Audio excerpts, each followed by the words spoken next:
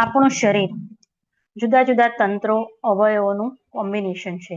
જુદા જુદા અવયવો અને જુદા જુદા તંત્રોનો કંટ્રોલ જે કરે છે એ જુદી જુદી ગ્રંથિઓ છે. પરંતુ આપણા શાસ્ત્રો અનુસાર, આપણી સંસ્કૃતિ અનુસાર આપણા શરીરના મુખ્ય સ્તંભ છે આપણા 7 ચક્રો.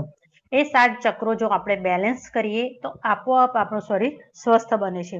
તો આપણે આ જે કોર્સ શરૂ કરવા જઈ રહ્યા છીએ તેમાં આપણે શીખીશું કે આપણા 7 ચક્રો શરીરમાં ક્યાં ક્યાં આવેલા છે, તે આપણા શરીરમાં ક્યાં ક્યાં અસર કરે છે, કયા કયા અવયવોને અસર કરે છે. જેમ કે અહીંયા આપણે જોઈએ છીએ થર્ડ આઈ ચક્ર એટલે કે આજ્ઞા ચક્ર, એ આપણી ઇન્દ્રિયો જે છે આંખ, નાક, કાન, જીભ અને ચહેરાઓને અસર કરે છે. એ સિવાય આપણી જે ગ્રંથિ છે પિટ્યુટરી ગ્લેન્ડ, અથવા તો આપણી જે માનસિક પરિસ્થિતિ છે, તણાવ, એકાગ્રતા, યાદશક્તિ વગેરે પર કોણ કંટ્રોલ કરે છે? તમારું થર્ડ આઈ ચક્ર.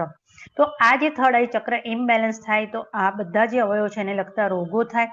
તો આપણે અહીંયા શીખીશું કે આ જે બધા રોગો છે એને આપણા ચક્રને બેલેન્સ કરીને કેવી રીતે કરી શકીએ.